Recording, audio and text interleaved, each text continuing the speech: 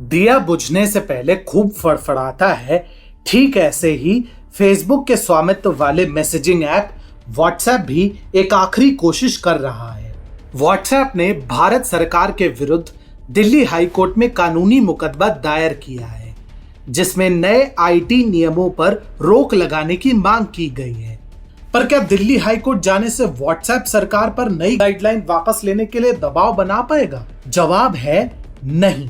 TFI पर आपका स्वागत है और मैं अनिमेश पांडे अब आपको बताने जा रहा हूं कि कैसे व्हाट्सएप का दिल्ली हाई कोर्ट जाना भी उसके किसी काम नहीं आने वाला। अमेरिकी टेक जाइंट फेसबुक ने एक बार फिर से भारत सरकार के पीठ में छुरा घोंपने वाला काम किया है। कल तक जो फेसबुक भारत सरकार से चंद दिनों की मोहलत मांग रहा था, आज फेसबुक के स्वामित्व वाले मैसेजिंग ऐप व्हाट्सएप ने ही केंद्र सरकार के विरुद्ध मुकदमा दायर कर दिया है। दरअसल व्हाट्सएप ने आज से प्रभावी होने वाले सरकार के नए डिजिटल नियमों के विरुद्ध दिल्ली हाई कोर्ट में को मुकदमा दायर किया है, जिसमें कहा गया है कि नए नियम उपयोगकर्ताओं की गोपनीयता सुरक्षा को कमजोर करेगा। फेसबुक के स्वामित्व वाले मैसेजिंग ऐप व्हाट्सएप ने मंगलवार को नियमों के विरुद्ध अपनी याचिका दायर की। इस नए नियम के अंतर्गत व्हाट्सएप पर भेजे गए संदेशों की उत्पत्ति को ट्रेस किया जा सकता है। व्हाट्सएप ने अपने बयान में कहा कि चैट को ट्रेस करने से एंड टू एंड एन्क्रिप्शन टूट जाएगा और लोगों के निजता के अधिकार को मूल रूप से कमजोर कर दिया जाएगा। व्हाट्सएप ने कहा कि भारत सरकार की नई गाइडलाइन भारत के संविधान के विरुद्ध है और ये यूजर्स की प्राइवेसी के अधिकारों का उल्लंघन करती है। दरअसल ये व्हाट्सएप की छटपटाहट है जिसके कारण वो इतने हास्यास्पद कुतर्क दे रहा है, और इससे हम अनुमान लगा सकते हैं कि अगर व्हाट्सएप भारत सरकार द्वारा बनाए गए नियमों को लागू नहीं करेगा तो उसे अपनी दुकान कभी भी समेटनी पड़ सकती है। यही कारण है कि जैसे दिए की लौ बुझने से पहले फड़फड़ाती है, वैसा ही हाल इस समय व्हाट्सएप का भी है। अगर हम व्हाट्सएप की दलीलों को सुने तो हम समझेंगे कि कैसे ये भारत के राष्ट्रीय सुरक्षा के साथ खिलवाड़ कर रहा है।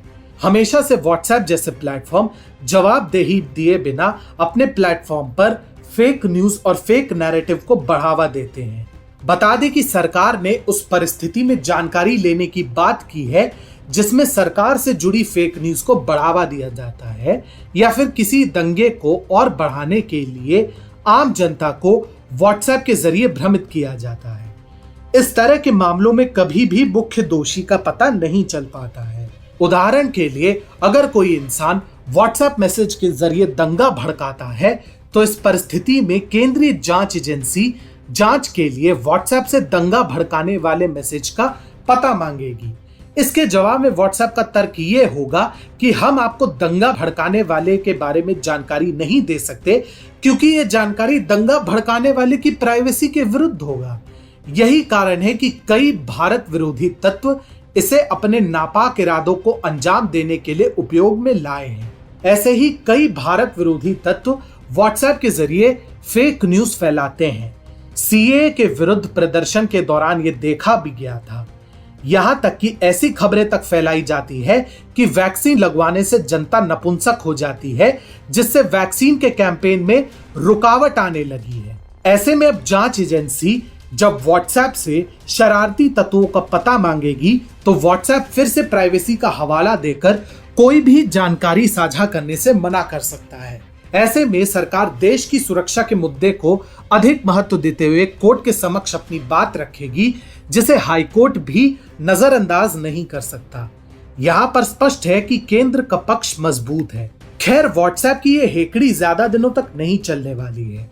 ये यूजर्स की प्राइवेसी के नाम पर देश की सुरक्षा के साथ खिलवाड़ करता आया है। इन सब के बीच सबसे अहम बात यह है कि भारत सरकार के पास राष्ट्रीय सुरक्षा जैसे बेहद मजबूत तर्क और आधार हैं, जिसके जरिए वे आसानी से व्हाट्सएप को अपने घुटने टेकने के लिए विवश कर सकता है। इसके साथ ही यदि सरकार नियमों को ना मानने के लिए व्हाट्सएप जैसे सोशल मीडिया प्लेटफॉर्म को प्रतिबंधित भी करती है तो उसे कोई कठिनाई नहीं झेलनी पड़ेगी।